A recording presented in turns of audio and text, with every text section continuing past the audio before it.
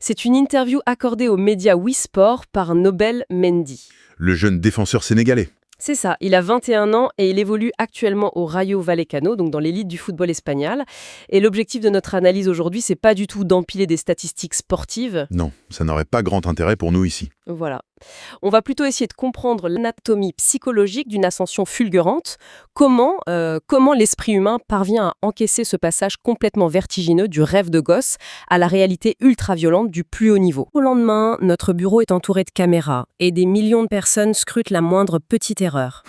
La pression doit être monumentale. Absolument monumentale. Et c'est très exactement la bascule que vit Nobel Mendy au moment de sa toute première convocation avec les Lions du Sénégal, l'équipe nationale. Ouais, le fameux Graal pour tout joueur. C'est ça. Dans l'interview, il parle d'une joie immense, évidemment. Il évoque la fierté de sa famille, mais surtout, il parle du choc de se retrouver face à Kalidou Koulibaly. Ah oui, le capitaine? Ouais, il le désigne littéralement comme son idole absolue depuis ses tout débuts dans le football, avec aussi Moussa Niakhaté.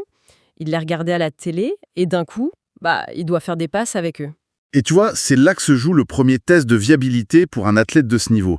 Se retrouver physiquement face à une figure qu'on a mythifiée pendant des années, ça provoque un vrai bug cérébral. Un bug, hein. Genre une paralysie. Ouais, exactement. C'est ce qu'on appelle en psychologie cognitive la paralysie par l'analyse. Le cerveau est tellement surchargé par le symbole que le corps oublie carrément comment exécuter les gestes les plus basiques. Donc le gamin de 21 ans sait plus faire un contrôle de balle, quoi. C'est un peu l'idée. L'enjeu cognitif majeur pour Mendy, à ce moment-là, c'est de réussir à désacraliser l'idole assez rapidement pour en faire un simple collègue de travail fonctionnel. C'est chaud à faire ça, non? Très. Mais dans l'interview, il explique que son but est de, je cite, « continuer à apprendre et à grandir à leur côté ». Derrière cette phrase qui paraît super simple, banale presque, il y a un recadrage mental immédiat. C'est-à-dire? En fait, l'idole intouchable est transformée en mentor accessible. Il passe d'un mode de contemplation à un mode d'acquisition de données. Attends, je t'arrête 2 secondes. C'est très facile à théoriser, le recadrage mental. Sur le papier, c'est superbe. Mais en pratique, comment on fait ça sans être totalement pétrifié sur le terrain? C'est justement toute la différence entre le talent brut et le talent adaptatif. Ce recadrage, il s'opère en modifiant son centre d'attention. Au lieu de bloquer sur l'aura de Koulibaly, Mendy se concentre sur l'information technique que Koulibaly peut lui donner. D'accord, donc il rationalise le truc à fond. Voilà. Et ce qui rend cette capacité d'adaptation si remarquable chez lui, c'est qu'elle a été forgée dans une période d'obscurité quasi totale. Ah oui, la fameuse période galère. Exactement. Avant d'arriver à cette convocation ultra lumineuse, son parcours a été violemment freiné lorsqu'il évoluait au Real Betis. Bon, décortiquons tout ça, parce que c'est vrai, l'histoire n'a pas été du tout une ligne droite. Au Betis, il traverse une période hyper sombre, marquée par des blessures à répétition. Le cauchemar de tout jeune joueur. C'est clair. Et c'est une situation qu'on a vraiment du mal à appréhender de l'extérieur. Quand on y pense, la psychologie de la blessure, c'est un peu comme devoir étudier pour l'examen de sa vie, tout en étant physiquement enfermé à l'extérieur de la bibliothèque. Sous la pluie en plus. Ouais, sous la pluie. On a la volonté, on a l'intelligence, mais l'accès à l'outil de travail nous est formellement refusé. C'est son propre corps qui le lâche. Et psychologiquement, c'est dévastateur. Mendy avoue d'ailleurs, avec beaucoup de franchise dans l'interview, qu'à ce moment précis, quand il était vraiment au fond du trou, il doutait sincèrement qu'une convocation en équipe nationale soit encore possible un jour. C'est normal de douter à ce stade. Mais il y a ce détail frappant dans la source. En pleine galère, il reçoit un contact du sélectionneur national, Pape Thiaw. Ce dernier lui fait passer un message très clair. Il lui dit « Continue de travailler, car ton heure viendra ». Ah, ce fameux message. Ouais, et là, moi, je veux bien qu'on parle de motivation, hein. Mais comment un simple texto ou un bref appel d'un sélectionneur peut sérieusement modifier la réalité d'un joueur en pleine souffrance physique? Si on relie ça à une perspective plus large, c'est pas du tout de la simple motivation de surface. C'est de la préservation d'identité pure et dure. Préservation d'identité, c'est-à-dire? Quand un athlète de haut niveau se blesse gravement, il subit ce que les psychologues du sport appellent une perte d'identité athlétique. En gros, son cerveau était habitué à des décharges quotidiennes de dopamine liées à la performance. Et d'un coup, plus rien. Le sevrage total. C'est ça. Il est privé de sa chimie habituelle et il se retrouve noyé sous le cortisol, l'hormone du stress. Le mec n'est plus Nobel Mendy, le défenseur prometteur, il devient juste, un patient en rééducation. Il devient invisible, en somme. Exactement. L'isolement, c'est le véritable ennemi ici. Or, que fait le message de Pape Thiaw? Il agit comme une validation d'existence. Et ça vient de l'autorité suprême de son milieu en plus. Donc le sélectionneur lui dit « je te vois », en fait. Voilà. Thiao lui précise qu'il le suit depuis un moment, en lui disant « ton heure viendra ». Le sélectionneur réactive instantanément l'identité athlétique de Mandy.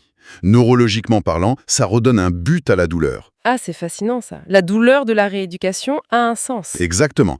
La douleur, chez le kiné, n'est plus un fardeau absurde. Ça devient un investissement direct pour aller jouer avec l'équipe nationale. Ce radar bienveillant du sélectionneur l'a maintenu en vie psychologiquement. Jusqu'à ce qu'il puisse rejouer avec le Betis et enfin prouver sa valeur, ouais. C'est un point de bascule incroyable. Mais on sait aussi que cette validation à distance, même si elle est très puissante, ça suffit pas. Non, le quotidien reprend vite le dessus. Intéressant. Je vais me faire l'avocat du diable une seconde, ok? Vas-y, je t'écoute. On a cette image hyper documentée du football pro comme un écosystème ultra compétitif. Un truc presque darwinien, tu vois. Chacun veut la place de l'autre, on exploite les faiblesses des gamins. Ouais, la loi du plus fort. Sauf que là, dans cette interview, Mendy nous dresse le portrait d'un véritable système de parrainage. Il parle d'autres joueurs sénégalais qui l'aident. Il cite Pathé Salcis au Rayo Vallecano et Youssouf Sabaly au Betis. Il les appelle ses grands frères, non? C'est exactement ça. Ses grands frères. Du coup, je me demande, est-ce qu'on n'est pas en plein cliché de communication ici? Le coup des vétérans qui prennent le jeune sous leur aile, c'est pas un peu du storytelling de base? Pas du tout. Et c'est absolument pas un cliché promotionnel si on regarde les mécanismes en dessous. On sous-estime toujours le coût neurobiologique de l'intégration dans une nouvelle entreprise ou un nouveau club. Le coût neurobiologique. Ouais, quand on arrive dans une nouvelle structure, surtout dans un championnat étranger de l'envergure de la Liga, le cerveau est en alerte permanente. Il est en mode combat ou fuite. Donc il est stressé H24. Voilà. Or, on ne peut pas assimiler des tactiques complexes ou exprimer sa créativité technique si notre système nerveux est verrouillé par la peur du rejet ou de l'erreur. Ça paraît logique. Mandy décrit très précisément la fonction de ses grands frères. Prenons Pathé Ciss par exemple. Mandy dit que Ciss l'a pris comme son petit frère, mais il insiste sur un détail super important, la taquinerie. C'est vrai. Il mentionne spécifiquement le fait de se taquiner entre Sénégalais. Et d'ailleurs, pourquoi s'attarder là-dessus dans une interview purement sportive? Parce que l'humour partagé et les codes culturels communs, ce sont les moyens les plus rapides pour désactiver l'amygdale. L'amygdale, la zone de l'anxiété dans le cerveau? Exactement. Cette taquinerie, elle agit comme un signal de sécurité psychologique profond. En gros, ça indique aux jeunes joueurs, tu n'es pas en territoire hostile, tu fais partie de la tribu. Et une fois que cette sécurité est établie, il peut enfin relâcher la pression. C'est ça. Et Mendy peut alors regarder Pathé Ciss sous un autre angle, celui du professionnel intransigeant. Il le décrit d'ailleurs comme un joueur exceptionnel, un joueur de Ligue des Champions carrément. Ciss devient le standard de qualité à l'entraînement, la barre à atteindre en fait. Exactement. Une fois rassuré, le cerveau peut se concentrer sur l'imitation de l'excellence. Je vois. Donc c'est vraiment une combinaison de refuge émotionnel et d'exigence absolue. Et ce schéma, il semble se répéter, mais avec peut-être encore plus de profondeur avec Youssouf Sabaly. Quand il était au Betis, ouais. Ouais, Mandy qualifie carrément Sabaly de référence et de guerrier. Il dit de lui qu'il montre toujours l'exemple, qu'il travaille sans relâche, et surtout il insiste sur son humilité incroyable. Sabaly est très connu pour ça, effectivement. Mandy dit qu'il ne déçoit jamais sur le terrain. Il relie même directement l'amour que les supporters du Betis portent à Sabaly, à ces qualités humaines-là. En quoi observer un guerrier humble, ça modifie vraiment la trajectoire d'un gamin? Ça soulève une question hyper importante sur l'apprentissage par imitation. Le cortex préfrontal d'un jeune de 21 ans, il est encore en train d'affiner ses modèles de prise de décision. Donc il absorbe tout comme une éponge. Complètement. Observer Sabaly au quotidien, c'est pas juste admirer un collègue qui joue bien, c'est littéralement télécharger un système d'exploitation mentale. Oh, j'aime bien l'image du téléchargement. Mandy intègre une leçon fondamentale grâce à lui. Il comprend que la longévité dans le sport de haut niveau et le respect inconditionnel d'un public aussi exigeant que celui du Betis, ça s'achète pas avec de l'arrogance. Ni avec 3 passements de jambes pour faire le show. Non, ça se construit avec une constance implacable et une humilité qui résiste à l'ego. Sabaly lui fournit le mode d'emploi comportemental parfait pour survivre à la pression espagnole. Ce réseau de grands frères lui construit donc une armure émotionnelle et comportementale. C'est extrêmement clair dit comme ça. Mais pour passer du statut de jeune talent protégé à celui de révélation internationale, il manque un maillon. Il faut quelqu'un pour le lancer dans l'arène, ouais. Il faut quelqu'un pour forger l'épée. Et dans l'entretien, cette figure-là, c'est clairement l'entraîneur du Rayo Vallecano, Íñigo Pérez. Mendy dit noir sur blanc que c'est lui qui l'a révélé aux yeux du monde. Il y a une immense gratitude envers lui. Énorme. Il lui voue une reconnaissance éternelle. Il décrit même leur relation comme, je cite, un père et son fils. Et c'est là qu'on voit que la relation dépasse largement le cadre habituel du management sportif. C'est pas juste un coach qui fait sa compo d'équipe. C'est clair. Pérez s'investit massivement. L'article mentionne des séances vidéo individuelles, des débriefings super poussés, et même le fait qu'il reste sur le terrain avec lui après l'entraînement collectif. Il lui injecte une dose massive de confiance technique, en fait. Ouais, mais c'est là que j'ai bloqué en lisant la source, je t'avoue. Cet entraîneur, Íñigo Pérez, on dirait presque un philosophe stoïcien égaré sur un banc de touche. Ah oui, par rapport à sa réaction après les bons matchs. Mais carrément. Écoute bien la méthode. Juste après que Mendy ait fait un excellent premier match, au lieu de le laisser flotter sur son petit nuage et de sabrer le champagne, Pérez vient le voir et lui lâche un truc hallucinant. Vas-y, rappelle-nous la citation. Il lui dit « Profite car il arrivera des moments plus durs. C'est la vie. Sérieusement, pourquoi ruiner l'euphorie du premier grand succès en parlant tout de suite des échecs futurs ?» C'est rude, hein. Ça me semble complètement contre-intuitif comme gestion managériale. Tu viens de réussir, laisse-le kiffer. C'est contre-intuitif si on vise le confort immédiat. Ouais. Mais c'est du pur génie si on vise la très haute performance durable. Ce que fait Íñigo Pérez à cet instant précis, c'est de l'inoculation psychologique. De l'inoculation, comme un vaccin en fait. Exactement comme un vaccin. Un vaccin, c'est quoi? C'est l'introduction d'une version affaiblie d'un virus pour forcer le système immunitaire à créer des anticorps, on est d'accord? Ouais, la base de la médecine. Eh ben, en glissant cette phrase stoïque au sommet de l'euphorie de Mendy, Pérez introduit le virus de l'échec dans un environnement super contrôlé. Ah, je commence à capter le truc. Il sait parfaitement que le cerveau d'un jeune joueur qui est complètement inondé de dopamine après un premier succès en Liga, il devient extrêmement vulnérable. L'excès de confiance, la grosse tête. S'il laisse Mendy s'habituer à cette euphorie sans aucun garde-fou, la première erreur grave lors du match suivant va provoquer un crash émotionnel dévastateur. Parce que l'écart entre les attentes qui s'est fixé et la réalité serait juste trop grand à encaisser. C'est en plein ça.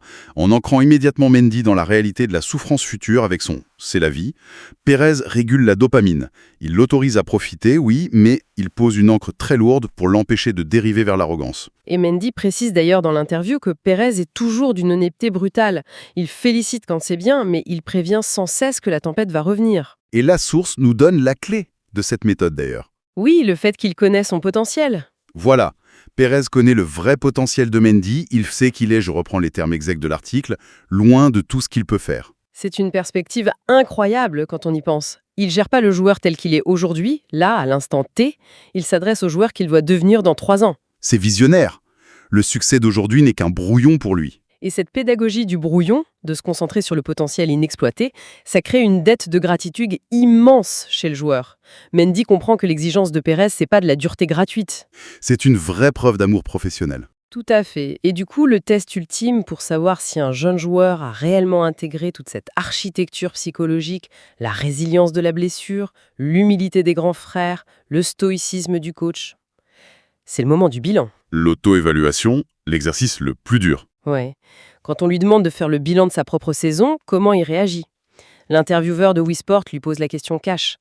Et sa réponse, elle donne pas du tout dans le cliché sportif de base. Pas de « on prend les matchs les uns après les autres ». Non, voilà. Pas de le sommet d'hier et le camp de base d'aujourd'hui, les trucs un peu bateaux.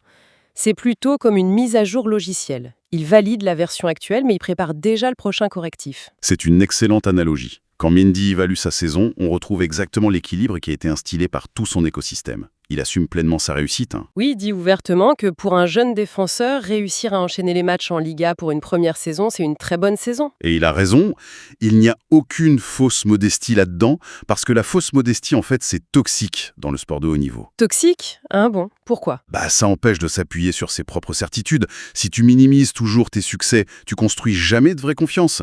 Il reconnaît qu'on peut toujours mieux faire, mais il acte que ce qu'il a fait est déjà très bien. Alors, qu'est-ce que tout ça signifie au final? S'il est satisfait de sa très bonne saison, est-ce qu'il s'arrête là et il part en vacances dans sa tête? Absolument pas. Parce que dans la foulée immédiate, quasiment dans la même respiration, il déclare que la saison est, je cite, « loin d'être finie ». Il pointe tout de suite vers l'avenir. Exactement. Et la source précise qu'il vise très concrètement les quarts de finale de la Ligue Conférence que le Rayo s'apprête à disputer. L'objectif suivant est déjà verrouillé. En gros, Mendy 1.0 a fait une très bonne saison en Liga, mais Mendy 2.0 veut carrément la Coupe d'Europe. C'est la signature classique des athlètes qui ont absorbé le stoïcisme de leur entourage. Il y a une satisfaction pragmatique du chemin parcouru, mais elle est tout de suite écrasée par une fin obsessionnelle pour la prochaine étape. L'auto-évaluation de Mendy, ça prouve qu'il a même plus besoin qu'Inigo Pérez lui rappelle de garder les pieds sur terre en fait.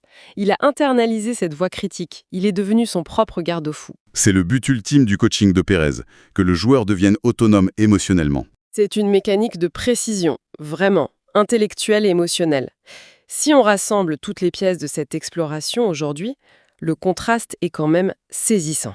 L'évolution en quelques mois est dingue. On commence avec cette image presque naïve du petit garçon qui regarde le grand Koulibaly à la télévision avec des étoiles dans les yeux, et on termine avec un professionnel clinique ultra focalisé de 21 ans. Et entre les deux, il y a eu des épreuves. La traversée du désert physique aux bêtises d'abord, où seul ce fameux fil de communication ténu avec le sélectionneur Pape Thiaw l'a rattaché à son identité de joueur de foot. Ensuite, il a fallu reconstruire une sécurité émotionnelle, pierre par pierre, dans les vestiaires. Et ça s'est fait grâce à ce réseau des grands frères qu'on a évoqué. L'humilité silencieuse et guerrière de Youssouf Sabaly, d'un côté. Et de l'autre, le standard d'excellence, couplé à la chaleur culturelle et la taquinerie de Pathé Ciss. C'est tout ça qui a permis de faire redescendre la pression du système nerveux de Mendy. Pour enfin le remettre entre les mains expertes d'Inigo Pérez.